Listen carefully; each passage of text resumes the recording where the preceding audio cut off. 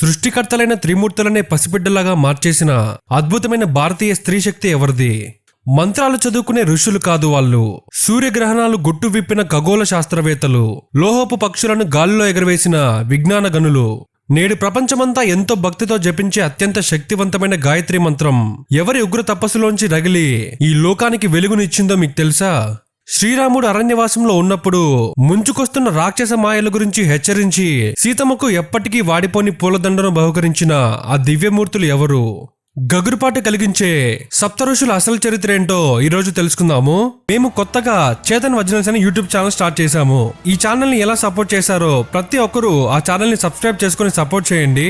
ఈ ఛానల్లో చేయలేని చాలా డివోషనల్ స్టోరీస్, హిస్టరీ స్టోరీస్, ఇంకా చాలా విషయాలు ప్రతి ఒక్కటి ఎవ్రీ వీక్ 2 to 3 వీడియోస్ ఆ ఛానల్లో వస్తాయి.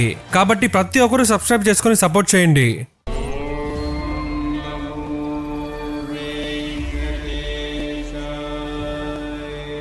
బ్రహ్మదేవుని సృష్టిలో జ్ఞానానికి నిలువటద్దంలా నిలిచిన ఆ మహానుభావుడి కథ ఒక అద్భుతం.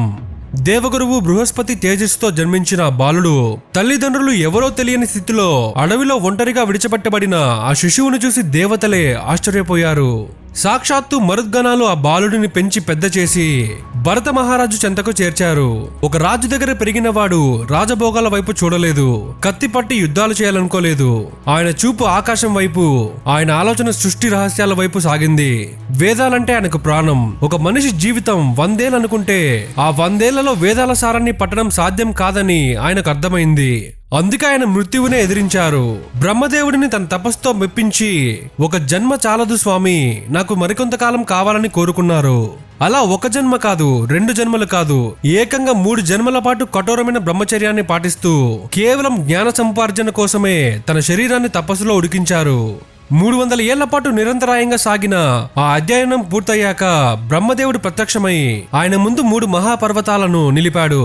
ఆ పర్వతాల నుండి 3 పిడికిళ్ల మట్టిని తీసి, ఓ భరద్వాజ, నువ్వు నేర్చుకున్నది ఈ 3 పిడికిళ్ల మట్టి అంత మాత్రమే, నేర్చుకోవాల్సింది ఇంకా ఈ పర్వతాలంతా ఉంది అని చెప్పినప్పుడు ఆ మహర్షిలో అహంకారం చచ్చిపోయింది.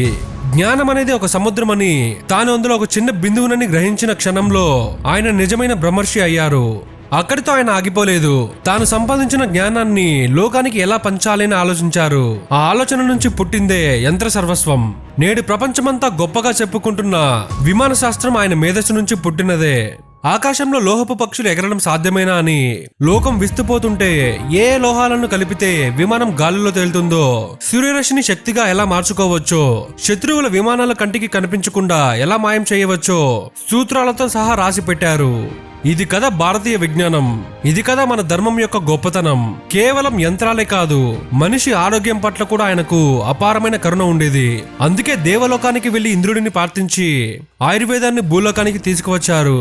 రోగం వచ్చిన తర్వాత మందు వేయడం కాదు, అసలు రోగం రాకుండా ఎలా జీవించాలో నేర్పిన ధన్వంతరి స్వరూపమాయన.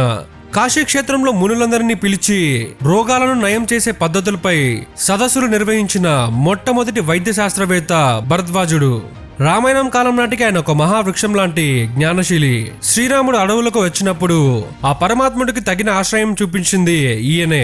భరతుడు సైన్యంతో వచ్చినప్పుడు తన తపశక్తితో అడవిలోనే ఒక మహా సామ్రాజ్యాన్ని సృష్టించి, మన ఋషులు కేవలం కళ్ళు మూసుకొని జపం చేసేవారు కాదు, వారు కళ్ళు తెరిచి విశ్వ రహస్యాలను పరిశోధించిన మేధావులు. భరద్వాజుడి రక్తమే మన నరాల్లో గోత్ర రూపంలో ప్రవహిస్తోంది. ఆ వారసత్వాన్ని తలుచుకుంటే గుండె గర్వంతో ఉప్పొంగాలి. ఏ దేశానికి లేని ఈ మహోన్నత చరిత్ర మన సొంతం. రెండవది విశ్వామిత్ర మహర్షి. ఇప్పుడు మనం ఒక అద్భుతమైన శక్తి గురించి మాట్లాడుకుందాం. ఆయన పేరు వింటేనే అసాధ్యం సాధ్యం అవుతుంది. ఆయనే విశ్వామిత్ర మహర్షి. ఒక రాజు బ్రహ్మర్షిగా ఎలా మారాడో, ఒక మహర్షి తన సంకల్పంతో దేవుడినే ఎలా నిలదీశాడో చూద్దాం. కుశనాభ వంశంలో జన్మించిన కౌశికుడు ఒక మహాపరాక్రమవంతుడైన రాజు. వేల ఏళ్ల క్రితం భూమండలాన్ని తన కత్తితో శాసించిన వీరుడు. ఒకసారి వేటకై వెళ్లిన ఆ రాజు వశిష్ఠ మహర్షి ఆశ్రమానికి చేరుకున్నాడు. అక్కడ ఉన్న శబల అనే కామధేనువు తన అద్భుత శక్తులతో ఆ రాజు సైన్యమంతటికి క్షణాల్లో విందు భోజనం ఏర్పాటు చేసింది. అది చూసిన కౌశికుడికి అహంకారం తలకెక్కింది. రాజ్యం మేలే నా దగ్గర ఉండాల్సిన ఆవు ఈ పేదముని దగ్గర ఉండడం ఏంటి అని భావించి బలం ప్రయోగించి ఆ ఆవును తీసుకెళ్లాలని చూశాడు. కానీ వశిష్ఠుడి బ్రహ్మదండం ముందు కౌశికుడి అస్త్రశస్త్రాలన్నీ నిర్వీర్యమైపోయాయి. వేల మంది సైన్యం ఆ ముని తపోశక్తి ముందు మోకరిల్లింది. ఆ క్షణంలో కౌశికుడికి ఒక సత్యం బోధపడింది. రాజబలం కంటే బ్రహ్మబలమే గొప్పదని. కత్తిని పక్కన పడేశాడు, కిరీటాన్ని వదిలేశాడు. నేను కూడా బ్రహ్మర్షిని కావాలని శపథం చేసి అడవులకు వెళ్ళాడు. అక్కడి నుంచి మొదలైంది ఒక అగ్ని పరీక్ష. అహంకారాన్ని చంపుకోవడం ఎంత కష్టమో ఆయన తపస్సు నిరూపించింది. వేల ఏళ్ల పాటు గాలిని భక్షించి తపస్సు చేశాడు. ఆ తపస్సుకు ఇంద్రుడు భయపడి మేనకను పంపాడు. ఆమె అందానికి లొంగిపోయి తన తపోశక్తిని కోల్పోయాడు. కానీ విశ్వామిత్రుడు ఓడిపోయే రకం కాదు. మళ్లీ మొదలు పెట్టాడు. ఈసారి కోపాన్ని జయించలేక శాపాలు ఇచ్చి మళ్లీ శక్తిని పోగొట్టుకున్నాడు. ఇలా ఎన్నిసార్లు కింద పడినా ప్రతిసారి రెట్టింపు పట్టుదలతో లేచాడు. త్రిశంకు రాజు కోసం ఏకంగా ఒక ప్రతి సృష్టినే ప్రారంభించాడు.